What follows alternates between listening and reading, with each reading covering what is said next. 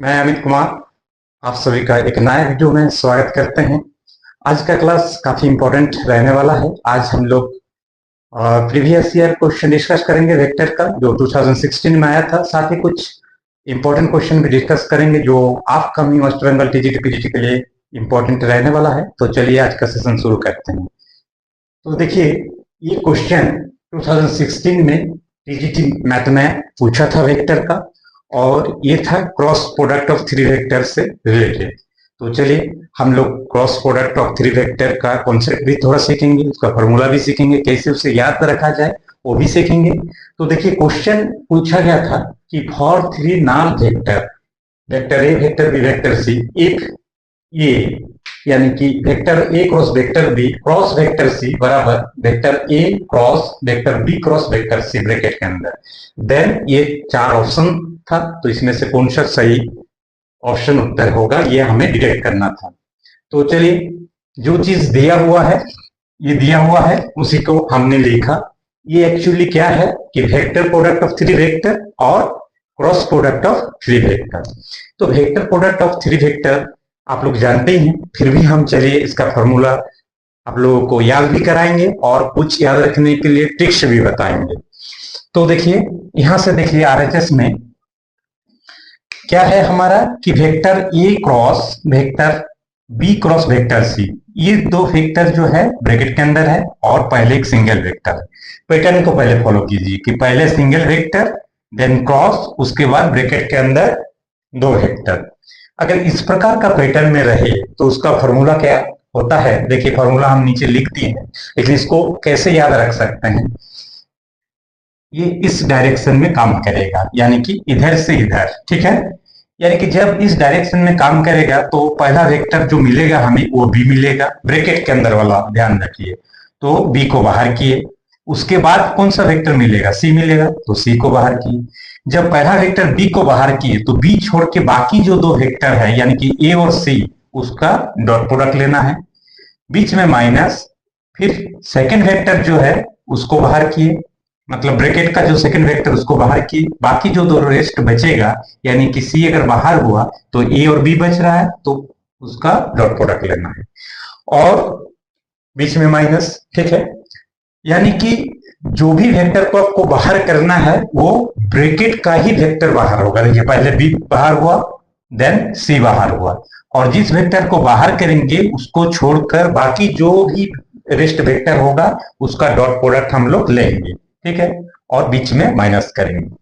तो ये है हमारा vector product of three vector का फॉर्मूला। अब देखिए, ये दिया हुआ था, ये आपका क्वेश्चन में क्या था, आरएचएस में था।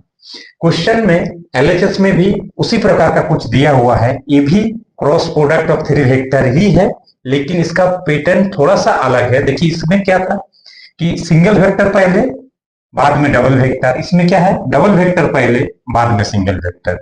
तो इसको हम लोग सॉल्व या इसका फॉर्मूला दो तरह से डायरेक्ट कर सकते हैं।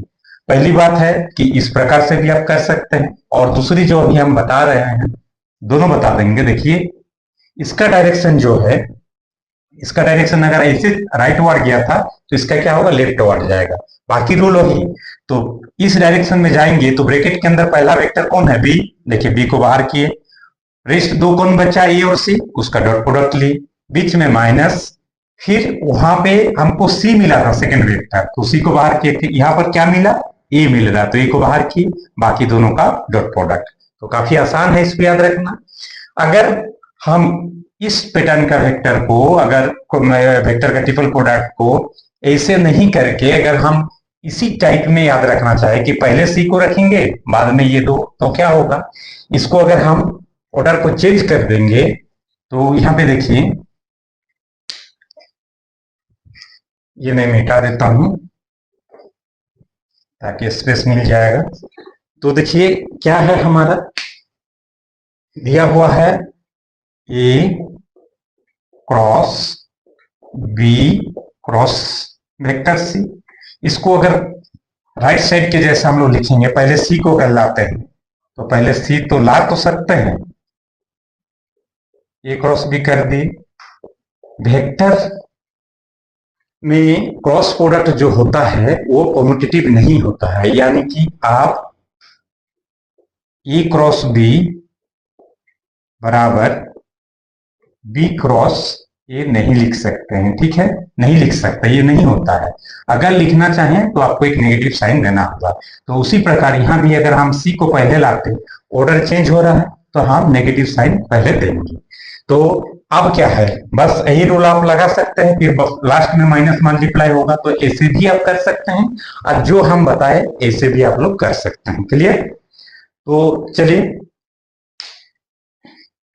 अभी देखिए कि फॉर्मूला तो हम लोग लिख लिए। अब क्या है कि देखिए दोनों साइड से ये और ये एलएचएस और आरएचएस से ये दोनों सेम है, तो इसको अगर हम लोग कैंसिल आउट कर देते हैं, कैंसिल आउट कर देते हैं तो रेस्ट क्या बचेगा, ये इस साइड आएगा और ये पहले से यहां है बराबर वेक्टर जीरो। एक चीज और आप लोग को बताना चाहूंगा, ये जो जीरो वेक्टर होता है ये जीरो के बराबर नहीं है। क्यों?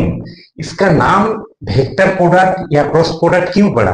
क्योंकि फाइनली हमें कोई वेक्टर क्वांटिटी मिलता है क्रॉस प्रोडक्ट का या वेक्टर प्रोडक्ट का। लेकिन ये क्या है, ये जीरो एक स्केलर है, ये स्केलर है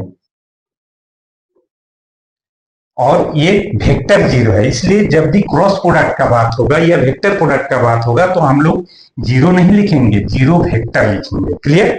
तो यानी कि दिस बराबर जीरो वेक्टर आ गया। अब हमने जस्ट डिस्कस किए थे कि इस vector product of three vector से जब ये फॉर्मूला डेराइव हुआ था तो इससे हम ए भी लिख सकते हैं, दिस बराबर जब इतना है तो इतना बराबर ए भी लिख सकते हैं। तो उसी प्रकार का कुछ देखिए सामने आ गया है। देखिए सी बाहर है तो ब्रैकेट के अंदर सी को पहले लिखा गया, फिर ए बाहर है तो ब्रैकेट के अंदर ए को लिखा गया और जो रेस्ट बच रहा वो पहले आ गया। यानी कि यहां से फिर यहां इस टाइप का ही कुछ फॉर्मूला लिख सकते हैं हम लोग। तो इस लाइन से इस लाइन को क्लियरली लिख सकते हैं, कोई दिक्कत नहीं। सी बाहर था तो सी को पहले लिखे, ए बाहर था तो फिर ए को लिखा गया और जो रेस्ट बच रहा वो भी बी मतलब वेक्टर बी क्रॉस में आ गया, तो ये हमें मिला। क्लियर? अब एक चीज यहाँ पे नीचे देखिए कि वेक्टर का क्या होता है, दो वेक्टर का क्रॉस प्रोडक्ट अगर जीरो वेक्टर हो तो वो वेक्टर आपस में क्या होता है, पैरेलल होता है। यानी कि ए क्रॉस यानी वेक्टर ए क्रॉस वेक्टर बी बराबर अगर जीरो वेक्टर हो तो वेक्टर ए और वेक्टर बी क्या होगा, पैरेलल होगा। तो उसी प्रकार का अभी देखिए यहाँ पे इसको एक वेक्टर मानिए बी को और ये टोटल एक वेक्टर मानिए, तो दो वेक्टर का क्रॉस प्रोडक्ट देखिए क्या आया है, जीरो वेक्टर। यानी कि हम लोग लिख सकते हैं कि vector B parallel to this vector. यहां तक आई थिंक किसी को कोई प्रॉब्लम नहीं होना चाहिए।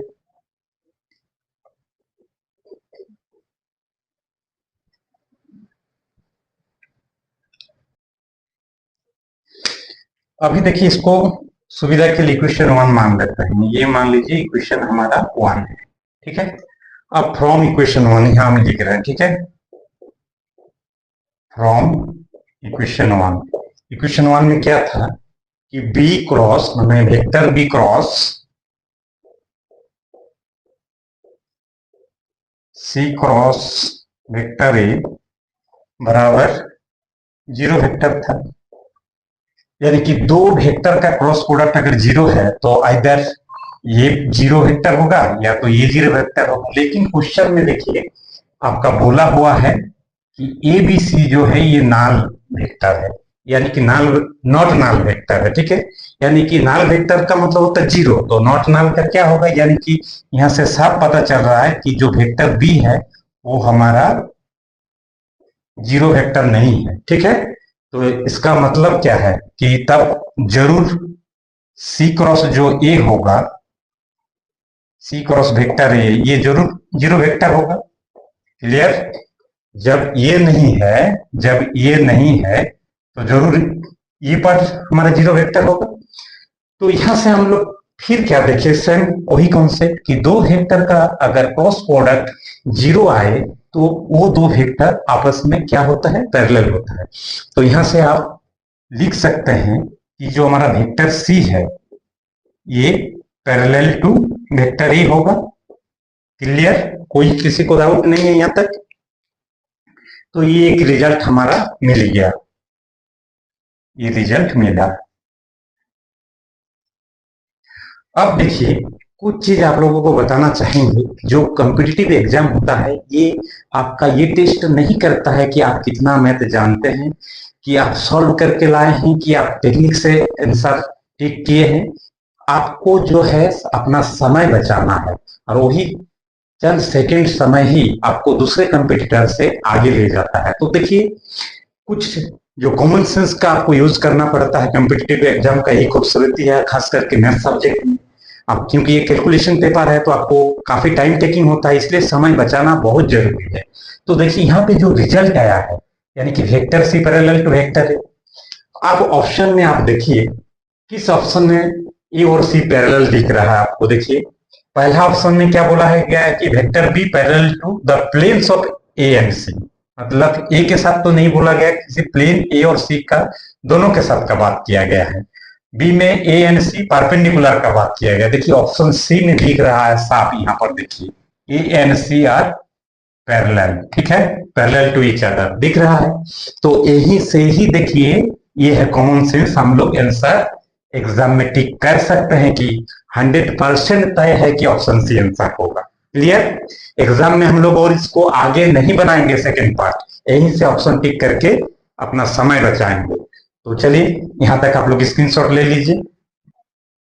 यानी कि हमारा आंसर तो हो गया, लेकिन फिर भी चलिए नेक्स्ट पार्ट हम लोग समझ लेते हैं। तो एक चीज और आप लोग को बताना चाहेंगे कि देखिए, ये वेक्टर सी और वेक्टर ए हमारा क्या आया था, पैरेलल आया था। तो मान लीजिए दो वेक्टर पैरेलल है, इस फिगर से भी समझ सकते हैं, इस फिगर में भी समझ सकते हैं, दो पैरेलल वेक्टर है। अब बात है कि सी क्रॉस ए का मतलब क्या है। ठीक है, vector C cross vector A का क्या मतलब है। Vector A cross vector C cross vector A का मतलब हो गया कि एक ऐसा वेक्टर जो सी के साथ भी परपेंडिकुलर बन हो और ए के साथ भी परपेंडिकुलर हो, यानी 90 डिग्री बनाए। तो इस तरह से होगा, जो vector C cross vector A होगा वो इस प्रकार से होगा। देखिए ये सी के साथ भी परपेंडिकुलर है और ए के साथ भी परपेंडिकुलर है। तो ये भी हम लोग समझ लेंगे कि एक ऐसा वेक्टर होता है सी क्रॉस सी, जो दोनों पे सी पर भी और ए के साथ क्या होता है, परपेंडिकुलर होता है। अब देखिए यहां से हम लोग क्या मिला था कि बी जो है, वेक्टर बी, ये वेक्टर सी क्रॉस ए का क्या है, पैरेलल है। यानी कि इस वेक्टर को हम लोग इस वेक्टर को वेक्टर बी मान सकते हैं, ये जो रेड इंक में दिखाए हैं, क्योंकि इसी का पैरेलल होगा।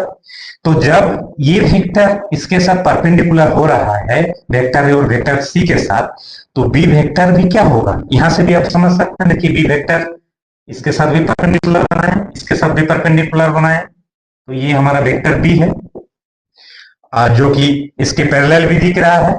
दोनों फिगर इसलिए हम ड्रॉ कर दिए ताकि आप लोगों को क्लियर समझ में आए।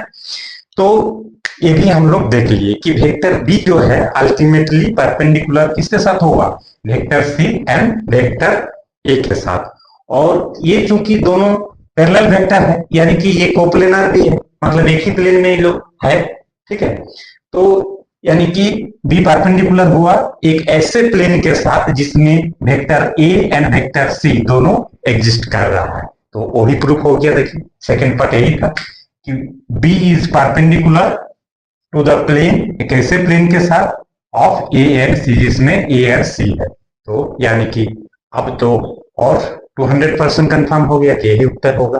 तो यही है एमसीक्यू की खूबसूरती। ये जो सवाल था देखिए क्रॉस प्रोडक्ट का बिल्कुल कॉन्सेप्ट से आधारित था, तो इसलिए मैं बार बार कहता हूं कि कॉन्सेप्ट क्लियर रहना चाहिए। इस प्रकार का थियोरिटिकल क्वेश्चन करने के लिए आपको कॉन्सेप्ट पूरी क्लियर होना चाहिए। जिसका कॉन्सेप्ट क्लियर है, देखिए 1 सेकंड में ये उत्तर होने वाला सवाल था। तो ये आया था आपका देखिए 2016 का टीजीटी में। तो आपको ऐसे पूरे मतलब वेस्ट बंगाल में 60 क्वेश्चन अगर पूछा जाए तो ऐसे आपको 15-20 क्वेश्चन जरूर मिल जाएंगे, जिसमें आप बहुत आसानी से आंसर टिक कर सकते हैं और अपना समय बचा सकते हैं और अदर कॉम्पिटिटर से आप आगे जा सकते हैं। तो ऐसे ही ट्रिक्स आप लोग को सीखना है। तो चलिए और एक इंपॉर्टेंट क्वेश्चन डिस्कस करते हैं।